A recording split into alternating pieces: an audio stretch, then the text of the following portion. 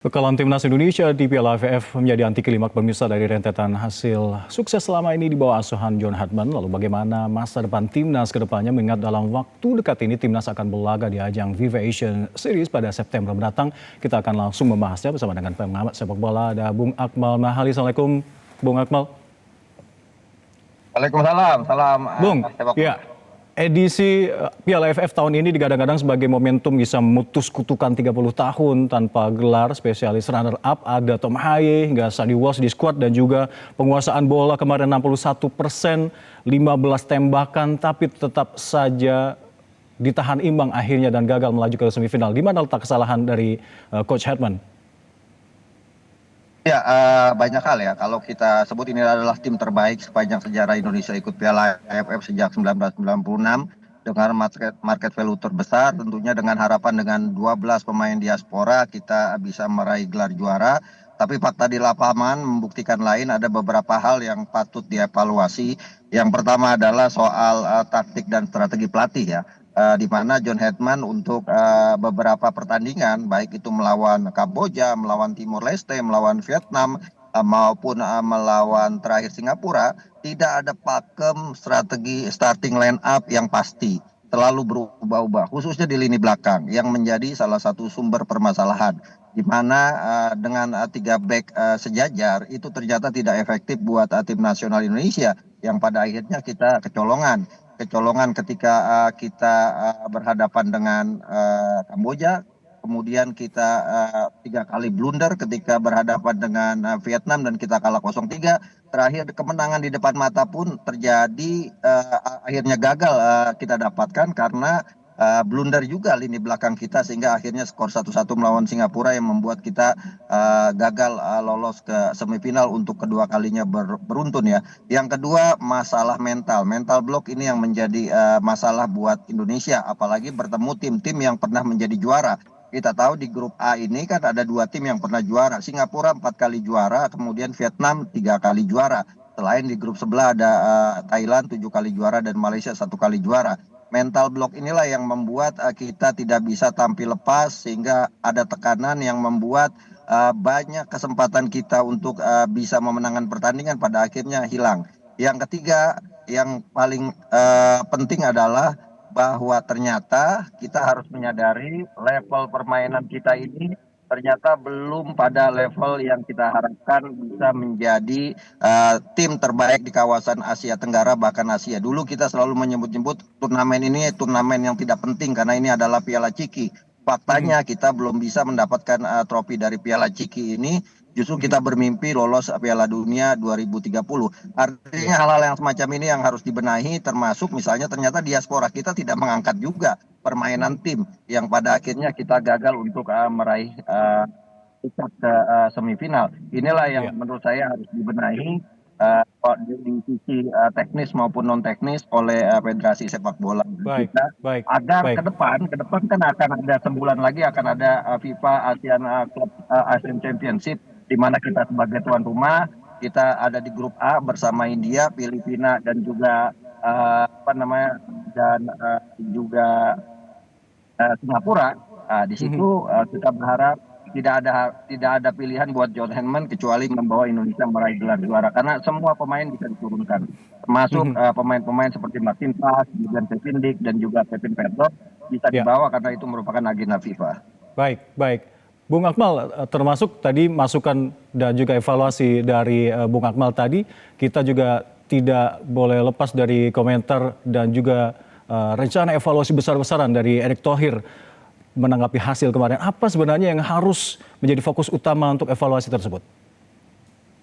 Ya, yang menjadi fokus adalah bahwa ternyata John Hartman belum lama melatih tim nasional Indonesia, belum bisa memahami karakter pemain satu persatu. Sehingga kemudian memaksakan strategi yang dimainkannya bisa dijalankan oleh para pemain. Kita lihat melawan Singapura, misalnya ada beberapa pemain yang tampil tidak efektif ya. Misalnya Mark Klok, kemudian Orat Mangun. Eliano Raiders main di bawah performanya karena bermain mungkin tidak paham dengan strategi yang dimainkan oleh John Hedman. Artinya ini butuh penyesuaian. Pemain harus menyesuaikan dengan strategi John Hedman. John Hedman juga tidak boleh kaku terhadap strategi yang dimainkan agar para pemain ini bisa menerapkan apa yang diinginkan.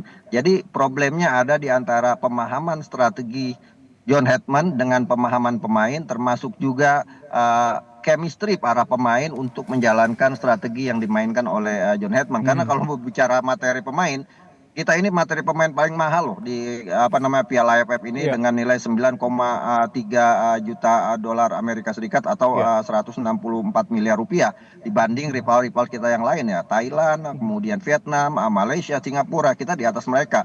Jadi kalau bicara kualitas kita tidak kalah. Tapi yang kita menjadi kalah adalah pemahaman pemain terhadap apa taktik dan strategi John Hedman dan juga pemahaman John Hedman terhadap karakter pemain-pemainnya. Dan ini yang menurut saya harus menjadi titik Baik, catatan yang harus dilakukan PSSI dalam melakukan evaluasi. baik. Berarti evaluasi konkret yang dilakukan oleh FIFA khususnya menuju Asian Series nanti yang sudah di depan mata adalah memanggil para pemain naturalisasi yang saat ini belum bisa dipanggil karena bukan agenda resmi FIFA. Iya, salah satunya itu harus memainkan komposisi terbaik sehingga kemudian kita juga bisa memberikan penilaian utuh menyeluruh ya. Apakah ini memang ternyata kualitas pemain diaspora kita hanya glorifikasi padahal nyatanya 11-12 dengan pemain-pemain lokal kita, Ya, atau ternyata sebenarnya pemain-pemain kita punya kualitas tapi John Hedman yang tidak bisa kemudian apa namanya membangun chemistry tim ini sehingga permainannya tidak sesuai dengan ekspektasi dan harapan. Kita punya striker bagus, kita punya Tom Hey, profesor di lini tengah, tapi permainan mereka tidak kelihatan sama sekali kecuali ketika berhadapan dengan Kamboja Timor Leste yang peringkatnya atau levelnya di bawah kita, di bawah Indonesia. Tapi ketika iya, berhadapan dengan tim tradisional seperti Vietnam, Singapura, ternyata mereka tidak bisa apa-apa. iya. Apakah ini Baik. karena kualitas mereka yang tidak begitu bagus, yang dulu diglorifikasi sebagai pemain-pemain yang bisa mengangkat prestasi Iya, Indonesia di kancah sepak bola internasional? baik. Baik.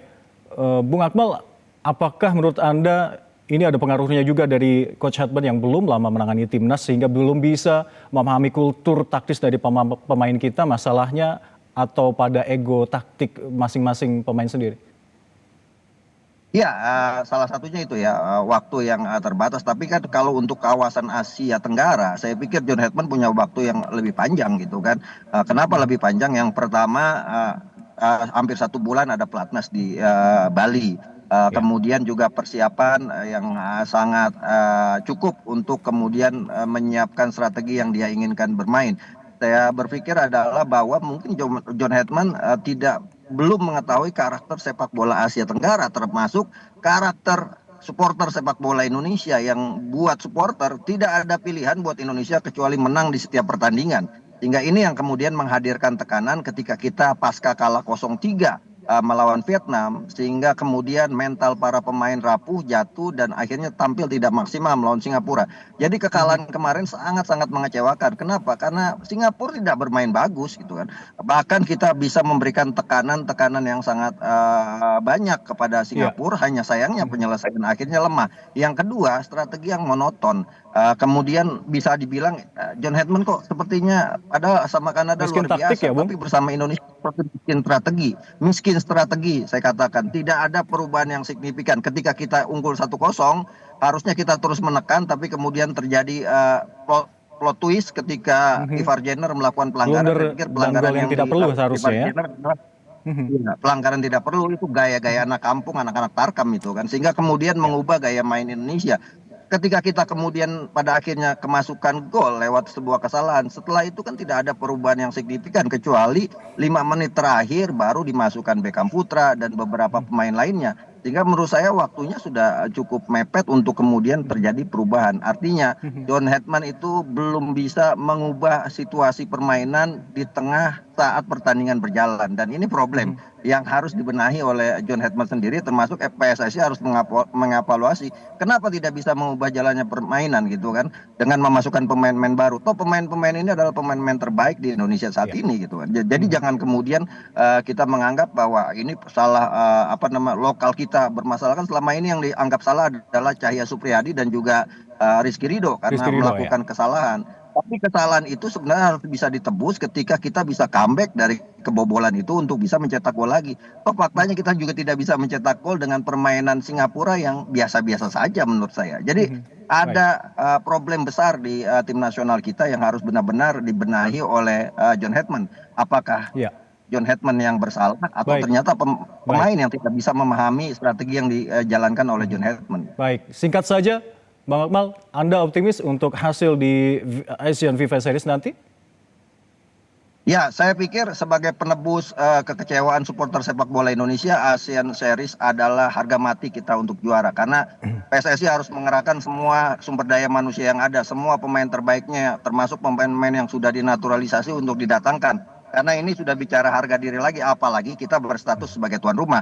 Kalau kita tidak bisa juara, ya tutup tutup saja PSSI-nya kalau menurut saya. Baik, terima kasih Bang Akmal telah bergabung sama kami di Prime Time News Metro TV. Salam sehat selalu. Jelajahi cara baru mendapatkan informasi. Download Metro TV Extend sekarang.